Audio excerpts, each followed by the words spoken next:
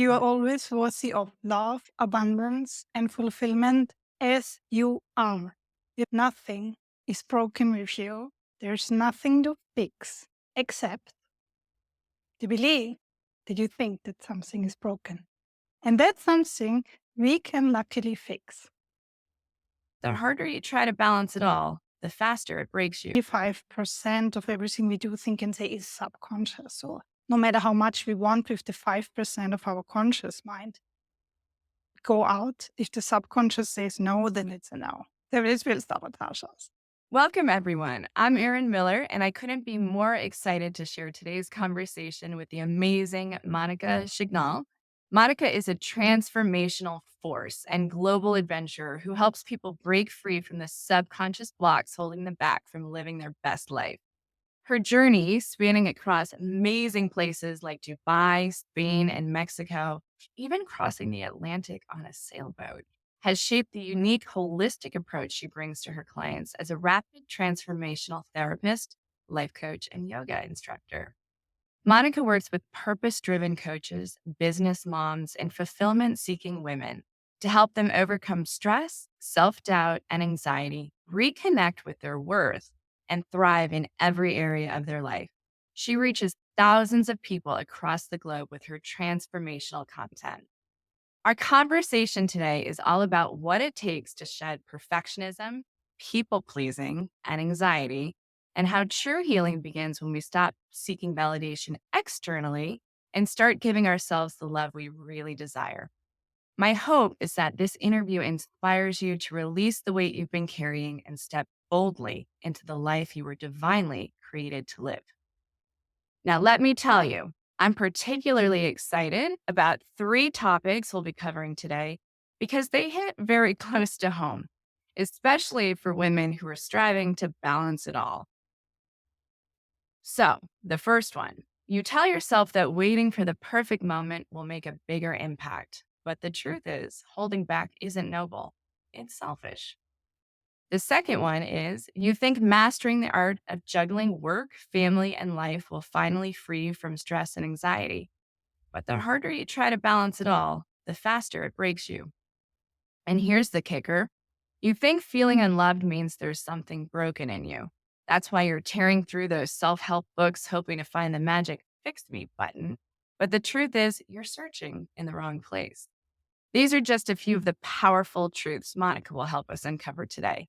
And if you've ever felt stuck waiting for that perfect moment, overwhelmed by trying to do it all, or searching endlessly for validation, you're in the right place. Let's dive into this conversation and discover how we can break free from these patterns and live a life rooted in authenticity, in love, and in purpose. You're in for a treat, everybody. I can't wait for you to hear her story. So let's dive in. Monika, welcome, welcome. We're so happy Uh, to have you. yes, thank you for having me. Yes, I'm so curious, and I would love for you to tell the audience, where did your journey begin? Tell us your Mm. story. Oh, yes. Well, it was a long story because now I'm so grateful that I can say I live my dream. I'm really sharing my passion with the world and I see so many people transform.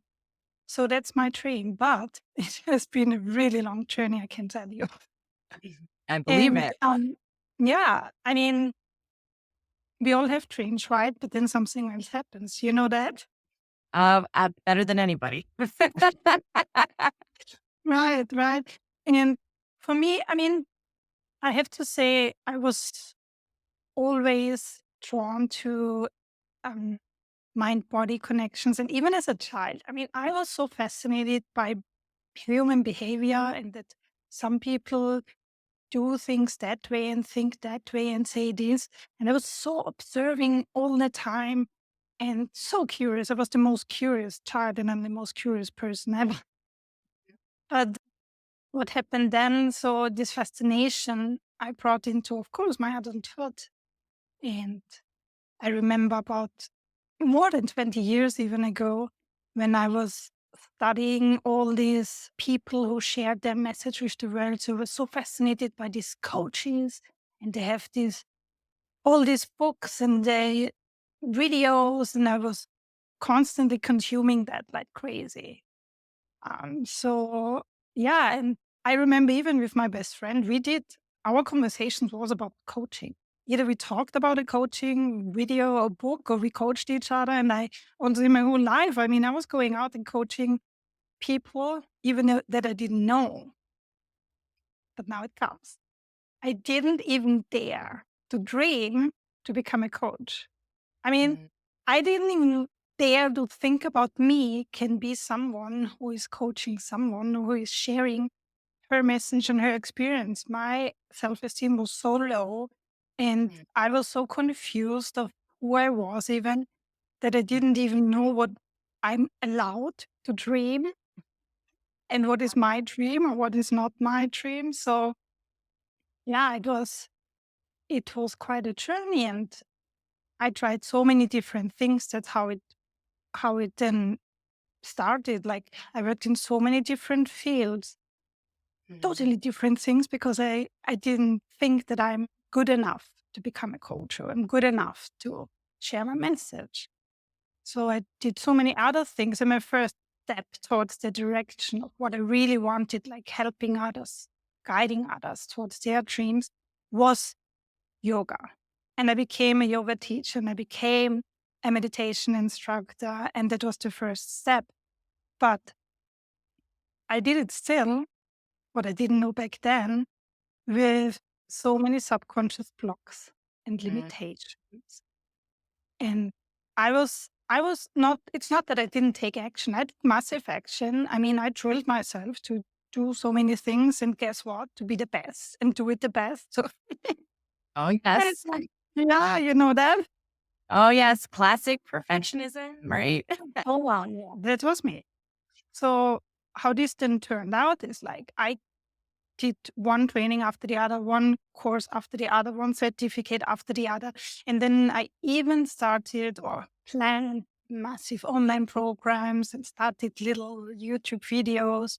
And I even Wow. did yoga retreats. But if I ever launched something, I kept it super small. I didn't tell anyone. And most of the time, I didn't even launch. So I was just sitting there, starting, working hard.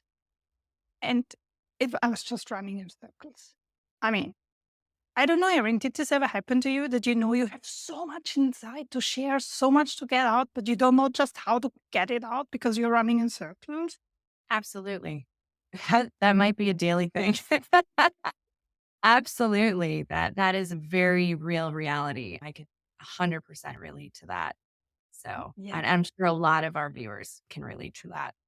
Mhm. Yes, well, that was me for most of my life. And Yeah. what happened while I was stuck is I remember sitting there on my task and having so many notes around me and so many tasks open, so many unfinished things.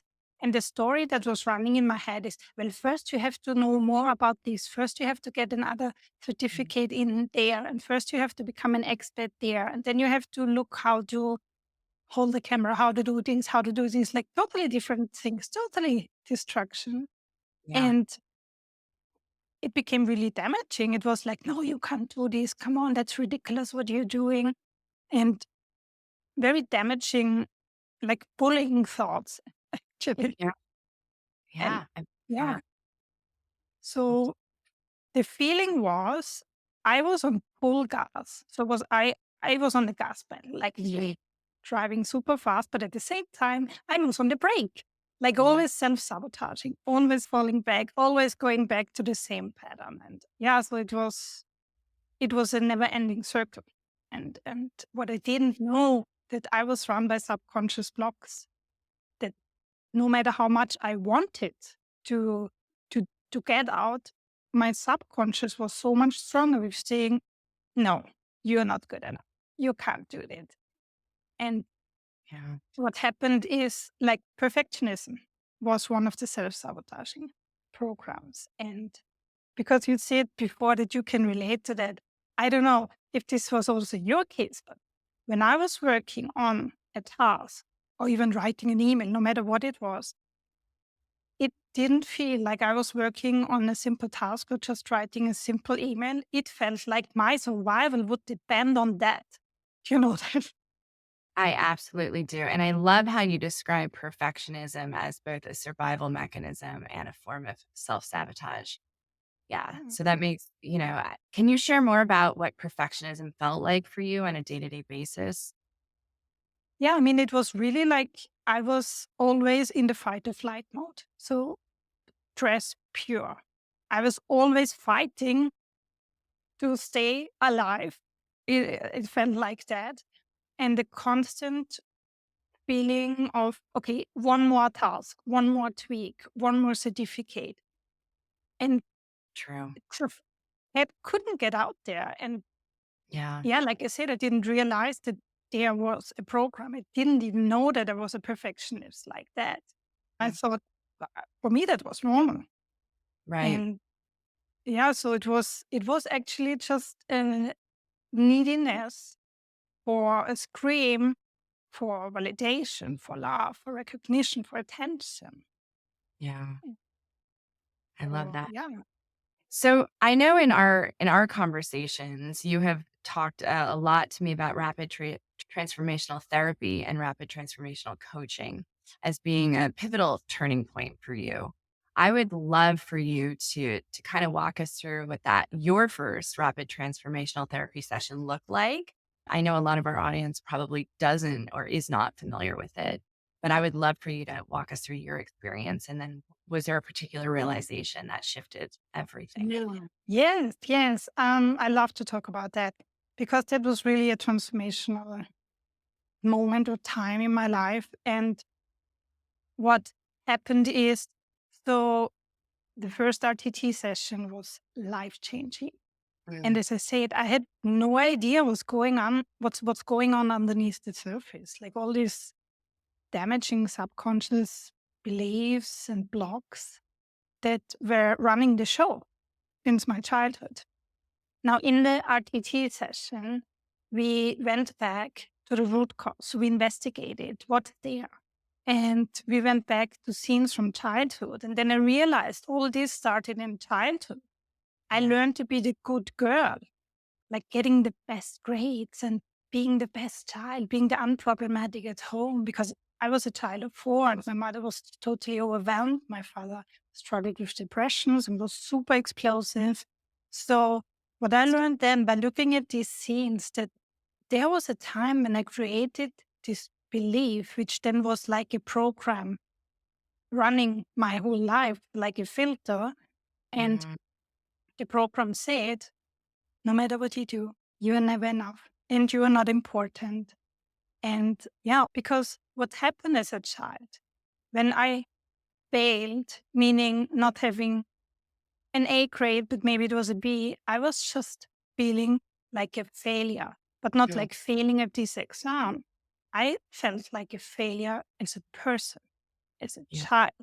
I felt so unworthy of love and attention and so unworthy. I mean, can you imagine all this pressure we put ourselves on since these early ages? it's crazy. Everything you're saying is so relatable, and it's unbelievable how much pressure, yeah, unnecessary pressure, right? Yeah. It's that, Exactly. And so what was even beneath? I mean, I seemed to be the perfect child and everything under control and I do it all alone. No one had to take care. But underneath, I felt invisible. I felt like so unloved and I felt not good enough at all. And this pattern, of course, it followed me into childhood. So we then interpreted how did these scenes from the past cause how you are today with that struggle and that loop. And there was right. this big realization that all this comes from a root cause. And the root cause is the subconscious belief I created as a child that no matter what I do, I'm not enough. And So, yeah, I'm sorry. Yes, go ahead.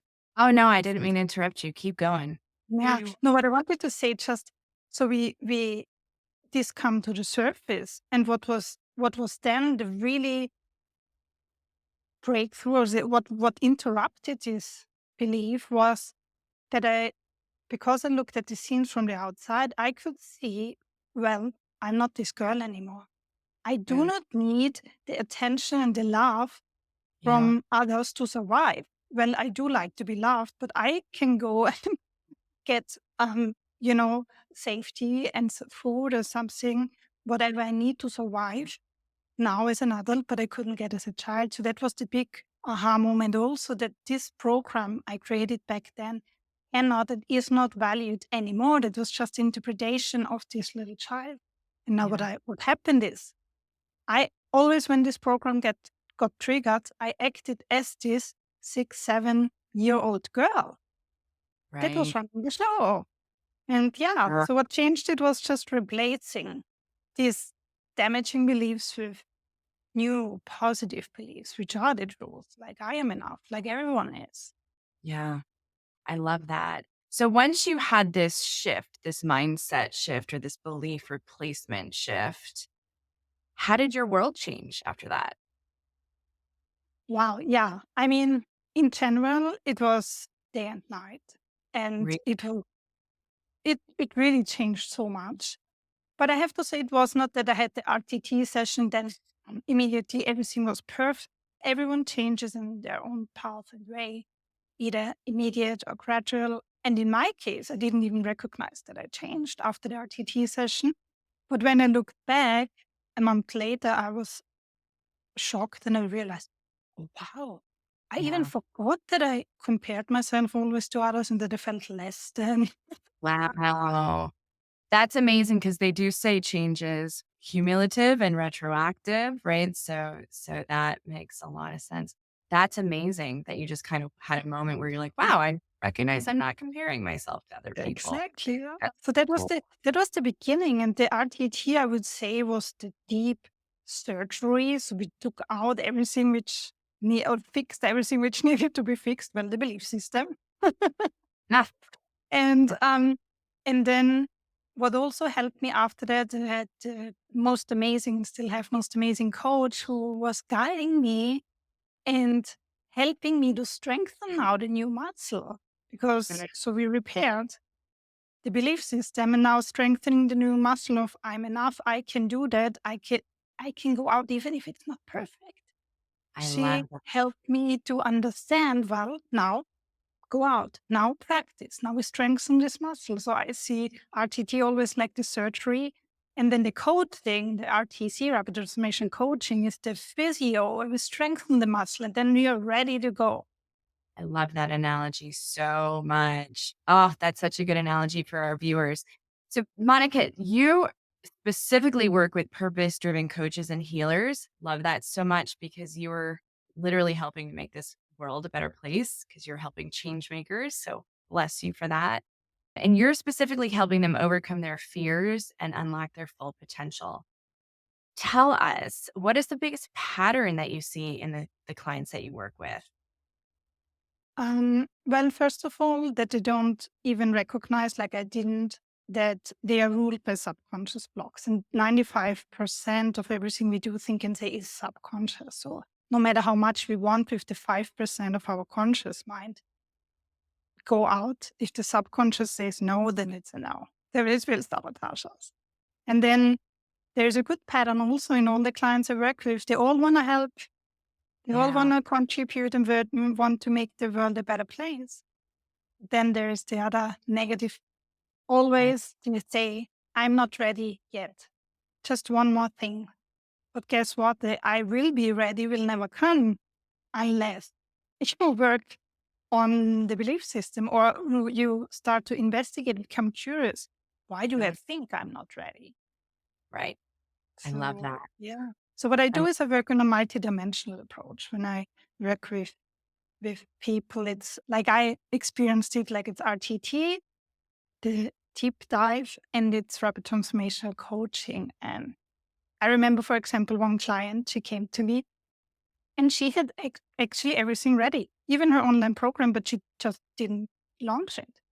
And mm, we were investigating around why. And first of all, I was also curious, why does she anyway want to do that? So it's always important for me to get their North Star also clear. And when I worked with her after that, she was just like, wow, exploding. She launched her project. She had a lot of subscribers in a few time, but it's not because I did such a great work, but it was just because she got out of her way and she Right. could finally step into her true potential, which was already there, which was already ready. And yeah, so one of my most favorite things I do besides the deep dive in the rapid transformational therapy, which I explained before, is first of all, I challenge the thought. So you, Erin, now, do you know or do you remember a time when you wanted to post this post or publish this video or launch this project, but you were just going back and refining and perfecting it? Oh, yeah. I have to, oh, definitely. I can think of a time in my life right now. Okay, perfect. Now, when you think back to that time and when you didn't go out, now the message you did, because I know you also work as a brilliant coach and therapist and you help so many other people. So I know already that you're not that because you want to make a big change. You want to help Yeah. others. But at the Mhm. moment, when you go back, you perfect your post or your video, whatever it is, to be really honest with yourself. Are you thinking in this moment about yourself that you are not ready, that someone, XYZ, will make a bad comment? Or do you really think about your clients whose life potentially could change because of your message? I love you're bringing in right that first moment that I talked about, one of those first amazing insights. I'm thinking about myself. I'm keeping that lens turned on me, which is the Yeah. wrong way the wrong lens, right? Exactly. And we all do that. I mean, we all do that because we are in our fears, but that's what I love. Just changing a little bit the perspective, just a tiny bit, can help us so much. And then suddenly when I help my clients focusing on what they want, on their clients, oh my God, suddenly it's so easy to post because it's not about their fears anymore. Uh, But I tell you something, and then they do, and then they come back, and then they say, well, yes, but in general, really, I'm not ready to share my message. Broad audio can tell you I'm not. Do you know that? yeah, yeah. Yes. Can you remember a time when you were there and they just, no, I'm just not ready. I need to get more certificate, more education. Absolutely. I mean, I can remember back to when I first graduated coaching school. My goodness, I had this big, huge fire inside of me, and I was like, "No one's gonna listen to me," right? Like, I have no credibility. What can I possibly offer the world? I need to get more certifications. I need to learn more modalities. Shiny object syndrome, right? So, I mean, you're preaching to the choir, girl. I yes. Yeah. I mean, we all, exactly, we all do. I know it also, and that's why I love to share all these messages because whatever I share with people, you can be so sure that I was there and I tried it on myself first. So there is one of my favorite things I do then is I let them visualize. Like right now, if you imagine now, Erin, you're not ready, you want to have more education. And then I want you to think of a time when you Mhm. were really broke. You just didn't know what to do and you were lost. And I want you to go back there as you are right now to this past version of you and look at her and look at you and then see the differences. What's the difference between you now and her? Did you grow? Did you gain wisdom, experience, knowledge? Oh, yeah. Is there anything you have which could make her life so much better and transform? Absolutely. Now, I can tell you, so many people out there are now where you were back then, Mhm. So it's almost like it's your obligation to just step right? out of your comfort zone, push through that Exactly. comfort zone, right? And just deliver that message that's just welling up inside of you. I love that you do this for a living because like I said, the world needs more Monikas. We just need more Monikas. So let me ask you before moving on, if you could go back and give advice to younger you, the you that was trapped in that vicious cycle, as you say, putting one foot on the gas and one on the brake and perfectionism and never quite just stepping into your full potential, what advice would you give? Well, first of all, I would hug her. I Mm, would, for many reasons, I would tell her I love her and you are now. But also, I would hug her to calm her nervous system because she was constantly in the fight or flight. And right. that's not the place where we can create something. Yeah. But yeah, I would say, listen, right now where you are, you have so much to share. But I tell you one more thing, you don't have to.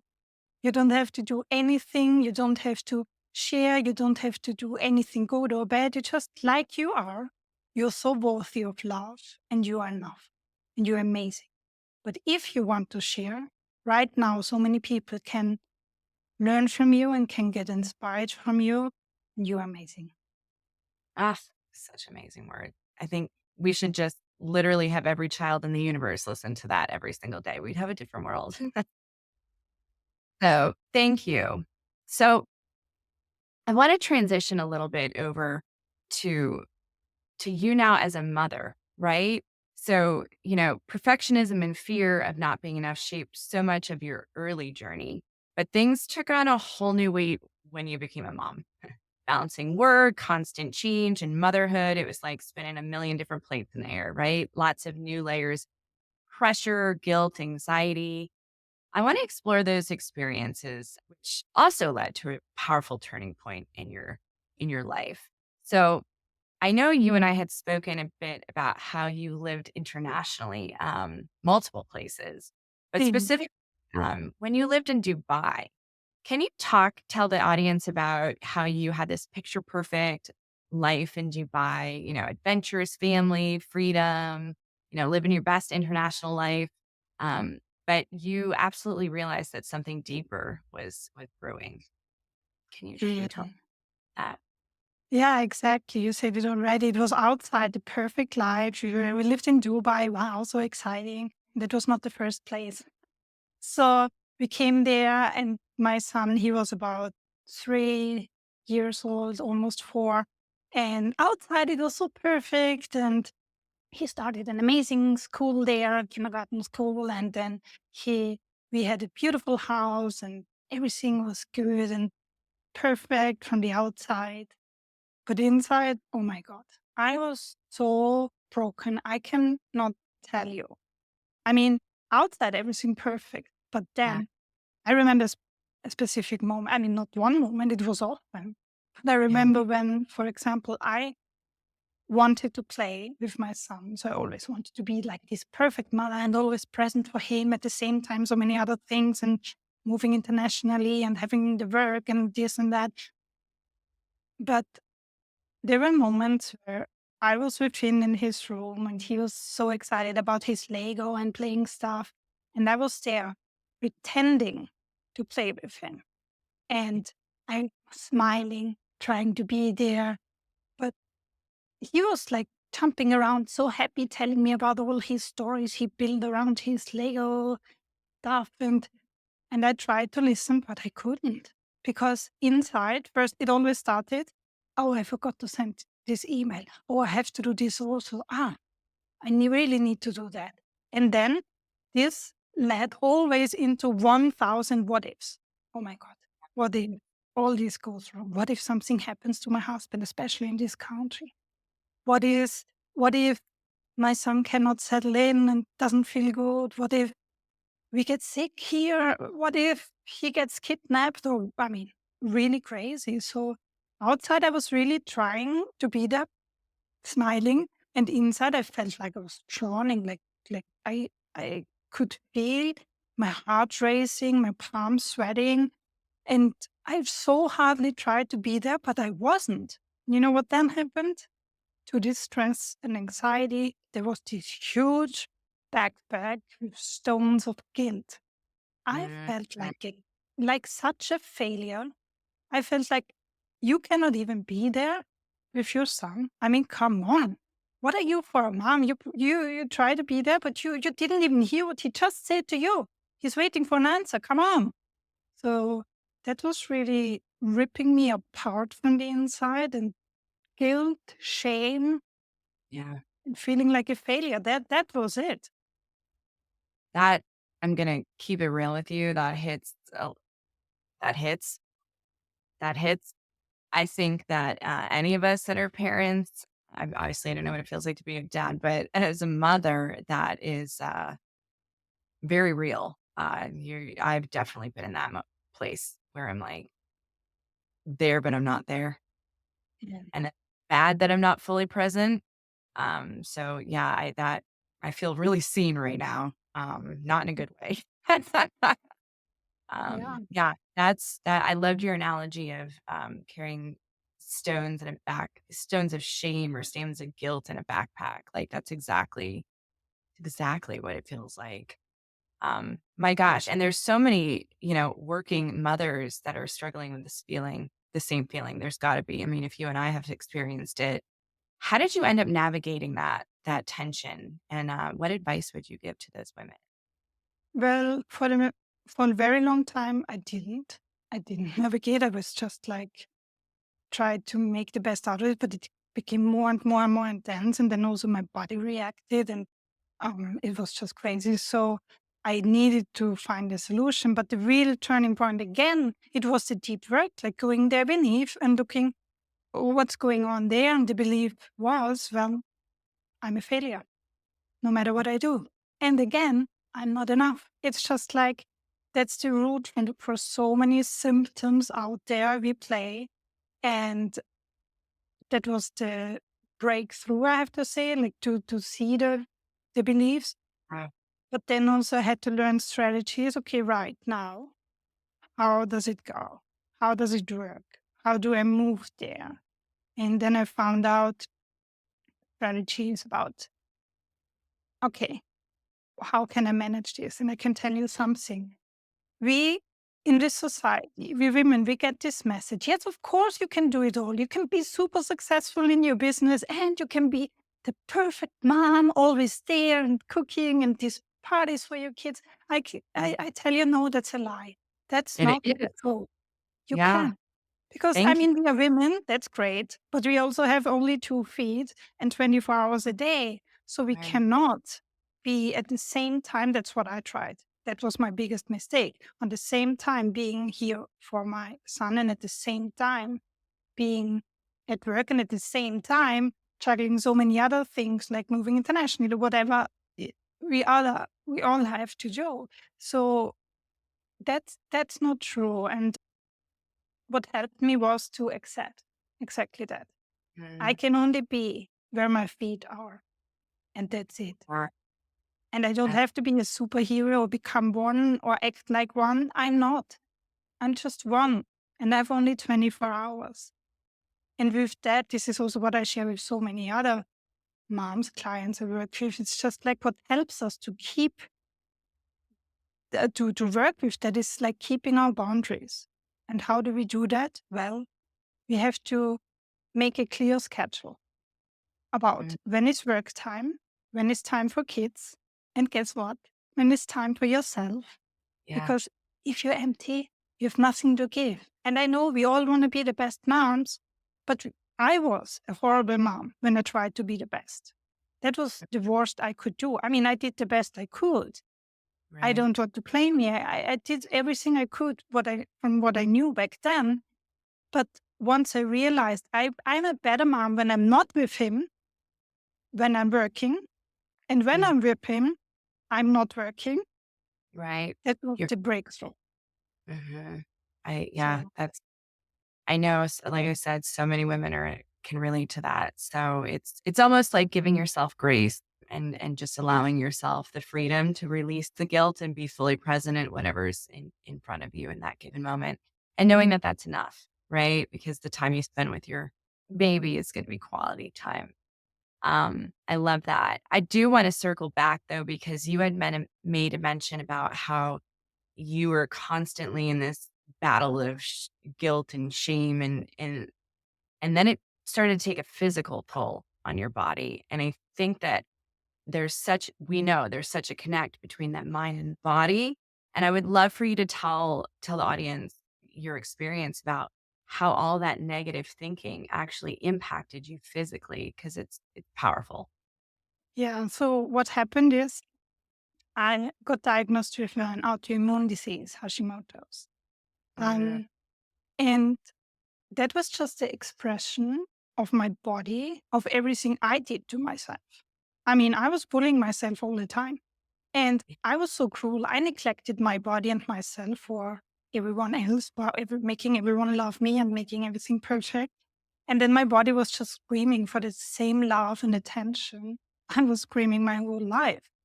So once, this is also what I want to share. Once I got this under control, once I removed these limiting beliefs, like the root cause, I healed from inside out.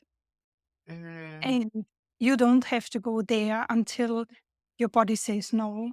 You can really get out this strain before. Yeah, catch it early. Yeah, it's so true. You hear it all the time how, people end up sick and there's no, predisposed you know what I'm trying to say. There's no predisposition to it genetically. There's that huge link between that mind and the body. So Exactly. um yeah, so I'm so glad you were able to heal yourself because we Yeah. need more. So let me ask you, you've come a long way since Dubai. Obviously, you've come a long way. How has your definition of courage evolved since your time there? As a mom, But as a business owner, right? What does courage look like for you today? well, courage for me means when you are brave enough to be true and unapologetically you, like Mm, 100% honest, first of all, to yourself and vulnerable and mm, others, of course.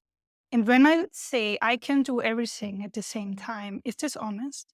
No, it's just that's cruel. That's mm. that's something you cannot achieve. It's like this perfectionism thing, like going on like this. I'm not enough, never enough. So courage means being true and authentic, and then also having the courage to share what's inside exactly like it is with the Mm. outside, and not what you think will others make love you. Like you share what's there and not what Yes, you think they expect. yes. There's a quote. I think it's by Rumi. I could get it wrong, so you might need to fact check me on this one. But it says, "I am not who I think I am. I am who I think you think I am." So it's Mm. all about how we live in echo chambers instead of really and truly being in total alignment where the outside matches the inside, right? Or the inside matches the outside.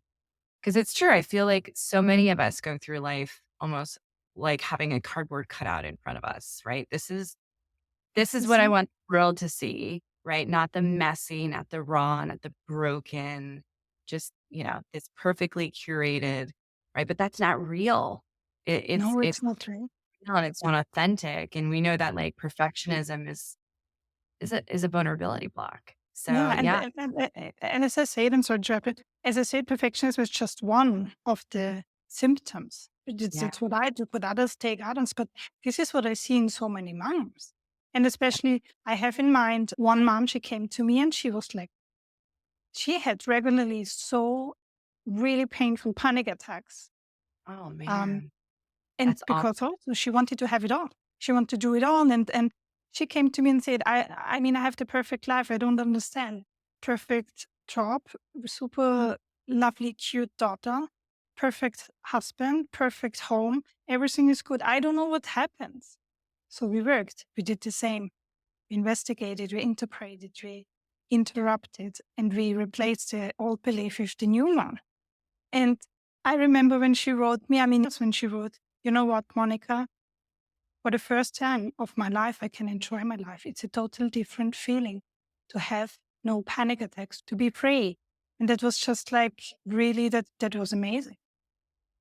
That is amazing. I have had a panic attack in my life, and it's no joke. That is so debilitating. So the fact that she was suffering from them chronically and that you were able to give her that gift, that's unreal. That's just next level.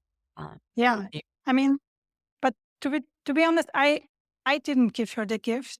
She gave it to herself because also she was there, and we did one RTT session, then we did another one, and then we worked with coaching, and she invested so much into her healing journey, so much effort, so much time, so much, she just wanted to, and she was so willing. And that's what I told her also, that's your work. I was just the midwife there.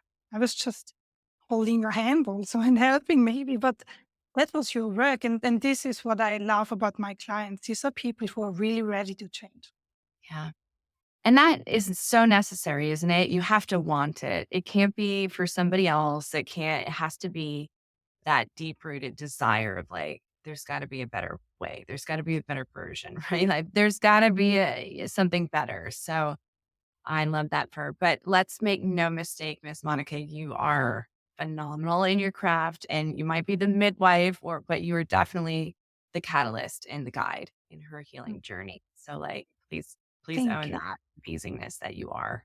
Um, and I do want to shift gears because I know this is something that is crazy rampant in this culture is, as Oprah would coin, the disease to please, Mm. right? People pleasing, which I know that we have spoken about at length. I know that from childhood to relationships and even to your marriage, you found yourself sacrificing your needs for the approval and love of others. And so many women suffer from and struggle with this people pleasing syndrome, right? So let's dive into how breaking free from those patterns transform not only your relationships, but your sense of self-worth. So let me ask you this. Let's go back to the beginning where everything always starts. Let's go back to childhood. And you mentioned that you became a people pleaser to feel loved in your household. What was it like to suppress your authentic self as a child? Yeah, I mean, first of all, I have to say I didn't know. I didn't know that I did that. I was a child. I was just like adapting to the circumstances. Now, the circumstances where I was a child of four, like I mentioned before, my mother was super overwhelmed and my father struggled with depression. He was super explosive, so I had to tiptoe around him. All this, you know? And what happened especially is he would come home from work one day and I was the super cheerful, funny girl jumping around, but he would play with me and have fun.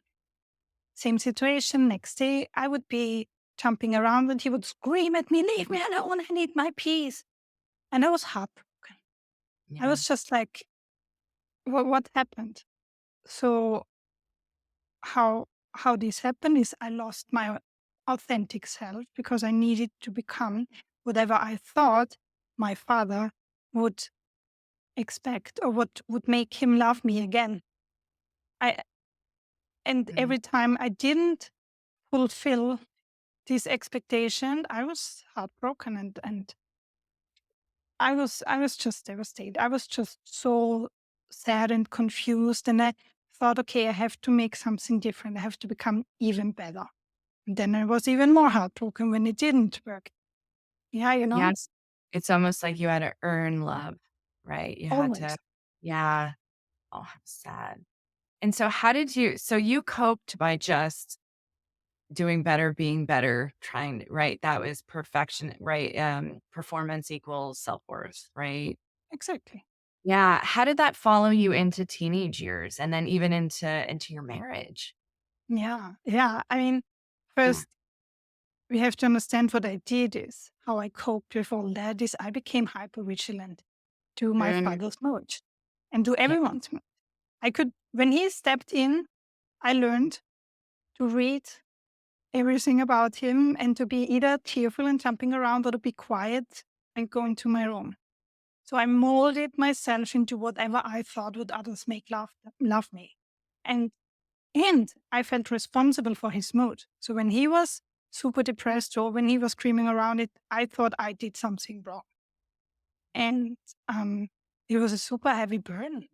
And this is what for my whole life that like you said, I longed for unconditional love, but never got it. So one rule was like becoming a people pleaser. One of this was being the good girl, being the perfect child at school because that worked. I got attention for a short time from my teachers and then a little bit from my mother and from my father.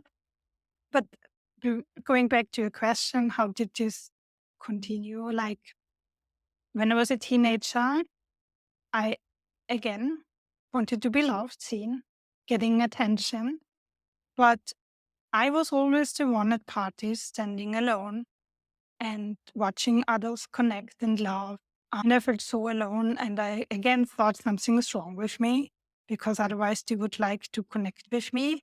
And yeah, it was always like looking what's wrong with me. And then Yeah. if someone came, guess what happened? I was like, okay, you tell me what you want me to say, to do, and I will do whatever you want as long as you love me. I Like was a so desperate for love. yeah, like a chameleon almost.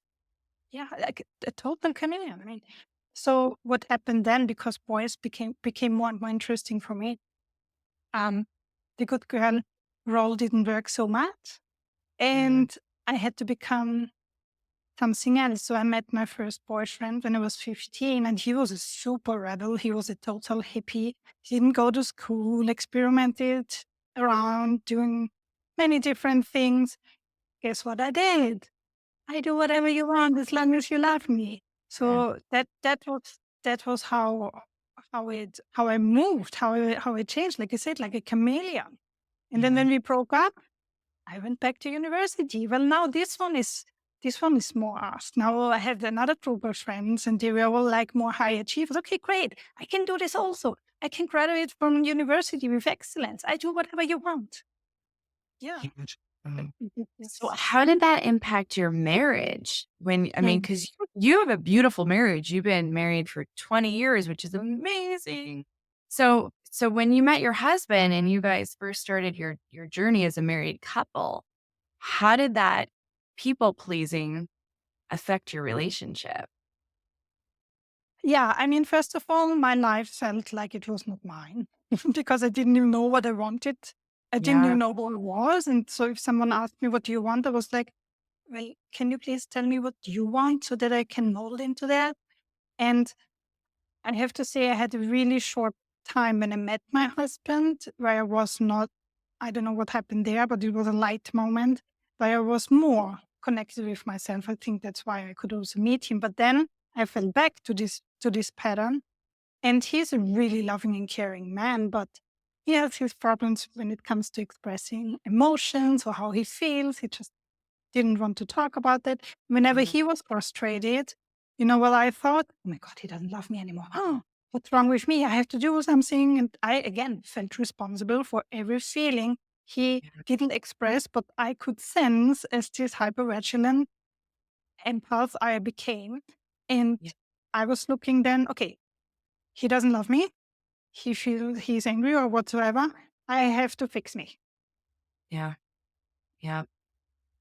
So what was the was there a specific moment or a turning point where you decided that you needed to shift things, that you needed to break this coping mechanism? Mm. I mean, what happened is our marriage, we had so many crises because, of course, I felt more and more frustrated. And then he felt frustrated because he saw me frustrated and he really wanted to make me happy, but he couldn't because I always, it was like it's a ridiculous circle actually and the painful circle. And so I became obsessed with self development. I was Mhm. really looking for this fix me button in the self development box because I thought, oh, something is wrong with me. But I tell you something, if you do any kind of self work with the intention to fix yourself, so there's something broken within you, you will just reinforce the belief that there's something broken within you Yeah. because you just feed this belief that's living within you. So that didn't work. Mm. Yeah.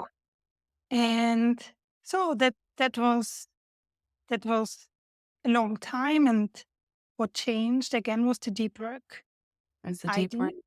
Yeah. Yeah. So I did it on myself. And then suddenly I had my boundaries. Then I could say, "Yeah, come on. I mean, can you please don't treat me like that? Or can you please be nice? Or can you just tell me what's going on? I mean, I couldn't even ask him because I was so afraid of his answer, you know? And then Or when I didn't need work, he could. And he also works on himself. So we both grew together. And that was, yeah, that was like the most beautiful I could experience. I have to say, he did love me all the time, but I could never feel it. Never feel uh, it because yeah. I was such a prisoner in this cycle of I'm not enough and I'm not lovable and I have to become whatever you want. I didn't even know who I was. So I didn't even know whom he loved because I didn't even know who was there. I had to rediscover who I was. How was that for you when you were really, for the first time, getting to know yourself? How was that for you?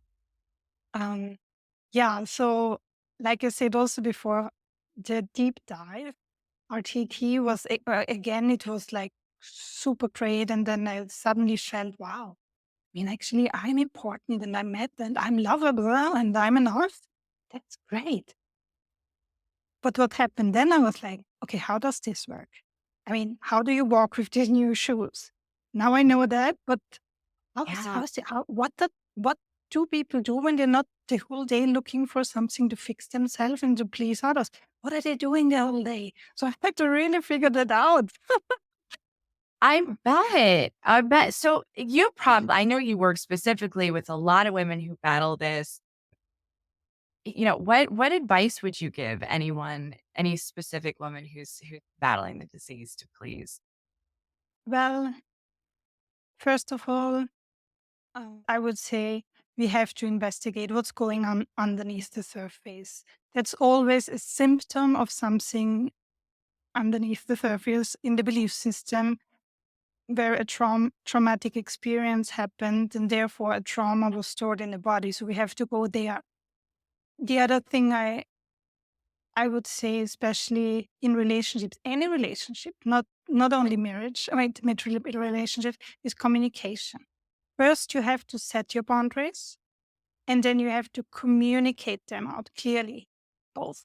Because the first step is great. Many people are even there. That's great if you have your boundaries. But if you don't communicate them clearly because you are so afraid that they won't love you anymore, it doesn't, I mean, that's only half of the work. But if you say, listen, that's what I like. And in my case with my husband and men in general, I mean, they really want to know how to fix it. So give it to them, give them the tools and tell them, you Yeah. know, I would really appreciate when you ask me in the morning, how are you? And not Mhm. just sitting there and looking grumpy. And, so once he knew that he knew what to do and he was like, okay, and then also I inspired him to, guess what? Say what he wanted. Like, On so it. this is something I really, really encourage people to do. But Love what you that. really have to understand is that they are enough. I mean, it's just like you are the most important person in your life, and everything else is just not true. If you are not living your life, who is living your life then? And amen. It's so true. It's Right. so true. Monica, your story is just such a powerful reminder that perfectionism, anxiety, people pleasing, they're not just habits, they're survival mechanisms that so many of us unknowingly carry. I mean, literally everything goes back to childhood and those beliefs that we form. And what's inspiring is how you didn't just break free from these patterns. You found a way to transform them into a tool for deeper self love, authenticity, and healing, not just for yourself, but for so many other people. And before we close, I want to ask if someone is listening right now that feels stuck, like they're holding it all together on the outside, but crumbling on the inside, like that cardboard cutout we talked about earlier, what's the first thing that you'd want them to know? Mm. I would like to let them know that you are enough. You are Mm, always enough, even when you mess up, even when you decide to do nothing. And you are mm, always worthy of love, abundance, and fulfillment as you are. You don't have to become someone in order to earn, just as you are. And then also, nothing.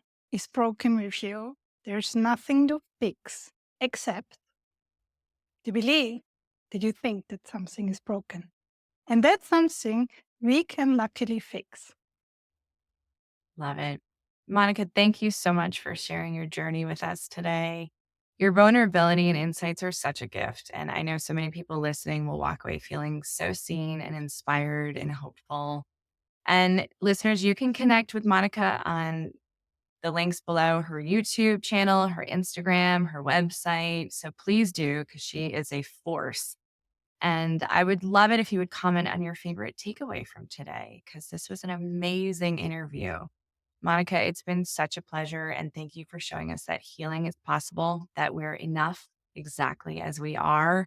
And that true freedom starts when we stop looking for love and worth outside of ourselves. To everyone listening, thank you for joining us. Remember, you don't have to be perfect to be worthy, and you already have everything within you to create the life that you've been dreaming of.